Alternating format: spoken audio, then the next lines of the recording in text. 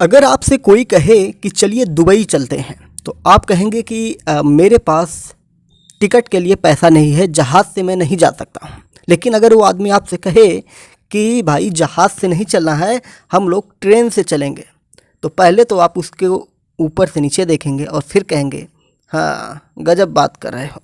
जय हिंद, नमस्कार, मैं मोहन पाठक और आज बात करेंगे G20 शिखर सम्मेलन के उस सबसे बड़े महत्वपूर्ण कार्य का जिसके बाद दुनिया की तस्वीर बदल जाएगी और साथ ही साथ चाइना जो सर उठाए हुए नाग के फन की तरह भारत की तरफ टकटकी लगाए है कि कब भारत थोड़ा सा हिले और हम उसको काट लें। तो उस स्थिति में भारत ने अब सीरम तैयार कर लिया। सीरम जानते हैं क्या होता है? कि सांप जब काट लेता है तो उसका दवाई होती है और उसी सांप के जहर से ही बनाया जाता है। तो उस सीरम का नाम है आर्थिक गलियारा। आर्थिक गलियारा क्या है? ये एक रेल कनेक्टिविटी है जो भारत को कहाँ तक ले जाएगी। अमेरिका, सऊदी अरब अमीरात, फ्रांस, इटली, यूरोप संघ के नेताओं की ओर से इस गलियारे के लिए जो घोषणा की गई है उसके बारे में हम बात करेंगे। और ये जो गलियारा है चीन की बेल्ट एंड रोड पहल के विकल्प के रूप में भी देखा जा रहा है। और आपको पता है कि चीन इस समिट में शामिल नहीं हुआ है, तो इस बार ये सारी चीज़ें करने में भारत को काफ़ी दिक्कत नहीं हुई है। बहुत ही आसानी से उसने इस गलियारे के लिए लोगों को मना लिया है। तो बात करते हैं कि शनिवार यानी कि 9 सितंबर 2023 को भारत समेत कई प्रमुख भागीदारों ने G20 शिखर सम्मेलन से इतर भारत, मध्य पूर्व, यूरोप आर्थिक गलियारे की घोषणा की है। यह भारत को मिडिल ईस्ट और आखिर में यूरोप से जोड़ेगा। तो इस प्रकार से अगर हम इसकी बात करेंगे तो यह एक महत्वाकांक्षी भारत, मध्य पूर्व, यूरोप आर्थिक गलियारा है और जिसकी घोषणा कर दी गई है। और इसी के साथ हमारे देश के प्रधानमंत्री, भारत देश के प्रधानमंत्री नरेंद्र मोदी ने कनेक्टिविटी पहल को बढ़ावा देते हुए सभी देशों की संप्रभुता और क्षेत्रीय अखंडता के सम्मान पर भी जोर दिया है। G20 शिखर सम्मेलन से इतर भारत, अमेरिका, सऊदी अरब, संयुक्त अरब अमीरात, फ्रांस, जर्मनी, इटली और यूरोपीय संघ के नेताओं की ओर से संयुक्त रूप से नए आर्थिक गलियारे की घोषणा की गई, जिसे चीन की बेल्ट एंड रोड पहल के विकल्प के रूप में देखा जा रहा है। अगर आर्थिक गलियारे की स्थापना के लिए जो समझौता हस्ताक्षर हुआ उसकी बात करें तो इन देशों ने भारत, मध्य पूर्व, यूरोप आर्थिक गलियारे की स्थापना के लिए समझौता ज्ञापन पर हस्ताक्षर कर दिया है, यानी कि अब ये डन हो चुका है, जिससे एशिया, अरब की खाड़ी और यूरोप के बीच बढ़ी हुई कनेक्टिविटी और आर्थिक एकीकरण के माध्यम से आर्थिक विकास को बढ़ावा मिलने की उम्मीद है। अगर हम बात करें कि इसमें क्या अहम भूमिका हो सकती है भारत की, तो कार्यक्रम में प्रधानमंत्री ने जो अपनी टिप्पणी की है उसकी अगर हम बात करेंगे तो प्रधानमंत्री नरेंद्र मोदी ने कर्ज के बोझ के बजाय वित्तीय व्यावहारिकता को बढ़ावा देने के साथ साथ कनेक्टिविटी परियोजनाओं में पर्यावरण संबंधी सभी दिशा निर्देशों का पालन करने पर भी जोर दिया है। इसी के साथ प्रधानमंत्री नरेंद्र मोदी ने कहा कि भारत कनेक्टिविटी को क्षेत्रीय सीमाओं तक सीमित नहीं करता है, क्योंकि उसका मानना है कि कनेक्टिविटी आपसी विश्वास को मजबूत करने में अहम भूमिका निभा सकती है। अगर आर्थिक गलियारे में भारत की पहुंच की बात करेंगे तो इस पहल में दो अलग अलग गलियारे शामिल होंगे, जैसे पूर्वी गलियारा जो भारत को पश्चिम एशिया, मध्य पूर्व से जोड़ता है, और उत्तरी गलियारा जो दूसरा गलियारा है वो पश्चिम एशिया या मध्य पूर्व को यूरोप से जोड़ता है। यानी कि दो पार्ट में आप इसको देख सकते हैं। आसान तरीके से अगर हम इसको समझने की बात करें तो यह गलियारा भारत को मिडिल ईस्ट यानी कि मध्य पूर्व और आखिर में यूरोप से जोड़ेगा। प्लान क्या है? अगर हम प्लान की बात करेंगे तो इससे लाभ क्या होने वाले हैं, इन सारी चीज़ों की अगर हम बात करेंगे तो रेलवे मार्ग के प्रतिभागियों का इरादा ये है कि बिजली और डिजिटल कनेक्टिविटी के लिए केबल बिछाने के साथ साथ स्वच्छ हाइड्रोजन निर्यात के लिए पाइप बिछाने का है। यह गलियारा क्षेत्रीय आपूर्ति श्रृंखलाओं को सुरक्षित करेगा, व्यापार पहुंच बढ़ाएगा, व्यापार सुविधा में सुधार करेगा और पर्यावरणीय, सामाजिक और सरकारी प्रभावों पर बढ़ते जोर का समर्थन भी करेगा। और इस पहल के लॉन्च को पीएम मोदी और अमेरिकी राष्ट्रपति जो बाइडेन समेत सभी भाग लेने वाले देशों के नेताओं ने ऐतिहासिक बताया और यह कदम वैश्विक व्यापार के लिए गेम चेंजर हो सकता है।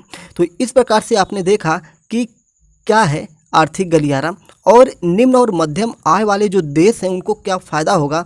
तो इस पे अमेरिकी अधिकारी ने जो कहा उसकी बात आपको सुननी चाहिए। अमेरिका के उपराष्ट्रीय सुरक्षा सलाहकार जॉन फाइनर ने पत्रकारों से कहा था कि नए आर्थिक गलियारे वाली इस डील से क्षेत्र के निम्न और मध्यम आय वाले देशों को फायदा होगा और वैश्विक कॉमर्स में मध्य पूर्व की अहम भूमिका हो सकेगी। यह घटनाक्रम एक महत्वपूर्ण समय पर हुआ है क्योंकि G20 साझेदारों में शामिल विकासशील देशों के लिए वाशिंगटन को एक वैकल्पिक साझेदार और निवेशक के रूप में पेश करके अमेरिकी राष्ट्रपति जो बाइडेन वैश्विक बुनियादी ढांचे को लेकर चीन की बेल्ट एंड रोड का पहल मुकाबला करना चाहते हैं। यानी कि इसमें सब कुछ मिला जुला कर चीन को मात देने के लिए, क्योंकि चीन जो है इस समय दुनिया पर कब्जा करना चाहता है, यानी कि वो अपने आप को सबसे बड़ा साबित करने में लगा हुआ है। और अमेरिका जो है वो अपने आप को सुपर पावर कहता है, यानी कि दुनिया का सबसे शक्तिशाली देश जो है अमेरिका है। और अमेरिका ये नहीं चाहता कि चाइना कभी आगे बढ़े। और इन्हीं दोनों के बीच की तकरार और यूक्रेन रसिया के बीच की तकरार का फ़ायदा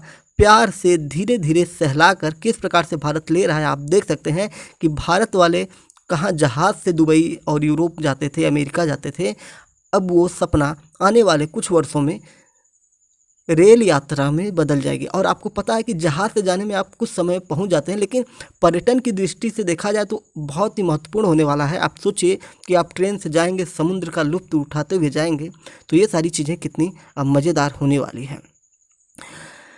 इसके उद्देश्य की अगर हम बात करें तो आर्थिक गलियारे की घोषणा से पहले अमेरिकी अधिकारियों ने ये कहा था कि इसका उद्देश्य मध्य पूर्व के देशों को रेलवे से जोड़ना है और उन्हें बंदरगाह के माध्यम से भारत से जोड़ना है, जिससे शिपिंग समय, लागत और ईंधन के इस्तेमाल में कटौती करके खाड़ी से यूरोप तक ऊर्जा और ट्रेड फ्लो में मदद मिलेगी। फाइनल ने कहा था कि अमेरिका की नज़र से यह समझौता पूरे क्षेत्र में तापमान कम करेगा और जहां हम देखते हैं टकराव से निपटने में मदद मिलेगी। रेल एंड शिपिंग कॉरिडोर देशों को ऊर्जा उत्पादों समेत ज़्यादा व्यापार के लिए सक्षम बनाएगा। यानी कि ये जो रेलवे कॉरिडोर बन रहा है ये एक तरह से बहुत ही बड़ी पहल होगी और ये दुनिया के लिए गेम चेंजर होगा, क्योंकि कोई कल्पना भी नहीं कर सकता है कि इतना लंबा जो कॉरिडोर है, ट्रेन से अगर आपको अमेरिका जाना हो, यूरोप जाना हो, सऊदी अरब जाना हो, तो ये एक तरह की आपके लिए कल्पना हो सकती है। जैसे कहा जाता है ना कि रेत का पुल बनाना, अगर समुद्र पर रेत का पुल बनाते हैं तो ये कोरी कल्पना थी। और भाई टेक्नोलॉजी आज इतनी बढ़ चुकी है कि दुनिया में कुछ भी कहीं पर कुछ भी घटना घट सकती है। आपको पता है ना, रसिया और यूक्रेन का जब युद्ध हो रहा था तो भारतीय मीडिया ने यही कहा था कि पहले दिन रसिया यूक्रेन में यहाँ तक घुसेगा, दूसरे दिन यहाँ तक घुसेगा और तीसरे दिन पूरे यूक्रेन पर कब्जा कर लेगा। लेकिन आज देख रहे हैं कि 1.5 से 2 साल होने वाले हैं उस लड़ाई को और उसका निष्कर्ष नहीं निकल पा रहा है। बात करेंगे, थोड़ी सी और चीज़ें यहाँ पर निकली हैं कि दिल्ली का जो ये G20 अपना चल रहा है, इसमें प्रधानमंत्री नरेंद्र मोदी द्वारा कुछ चीज़ें अपनाई गई हैं और जिन चीज़ों को पूरे दुनिया ने मिलकर मान लिया है।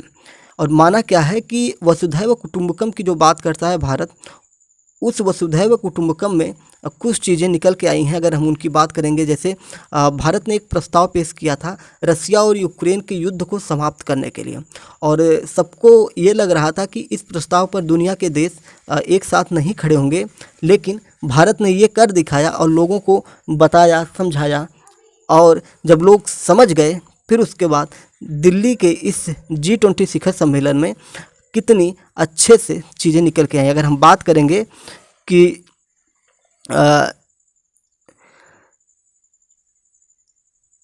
देशों जो G20 देशों ने यूक्रेन में शांति का आह्वान किया, G20 देशों ने कहा कि यह युग युद्ध का नहीं है। उन्होंने क्षेत्रीय अखंडता, संप्रभुता और अंतर्राष्ट्रीय कानून के सिद्धांतों का आह्वान किया है। और आपको पता है कि दिल्ली में आयोजित G20 में अफ्रीकी संघ को अस्थायी सदस्य के रूप में शामिल किया गया है और इसकी घोषणा प्रधानमंत्री नरेंद्र मोदी ने की। और अफ्रीकी संघ में शामिल होने से 55 देशों को फ़ायदा मिलने वाला है। और भी बहुत सारी चीज़ें इसमें हुई। अगर हम बात करेंगे तो भारत ने ग्लोबल साउथ देशों की मदद करने के उद्देश्य से पर्यावरण और जलवायु अवलोकन के लिए G20 उपग्रह मिशन का प्रस्ताव दिया।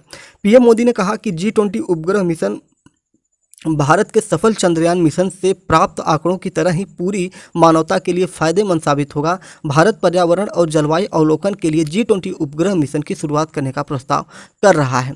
इस तरीके से आप देख रहे हैं कि एक सैटेलाइट भी छोड़ने की बात की जा रही है। और जो आपका दिल्ली से एक जो मैसेज निकला है कि दुनिया में अब युद्ध का समय नहीं है, आराम से यहाँ पे सबको मिलजुल कर रहना चाहिए।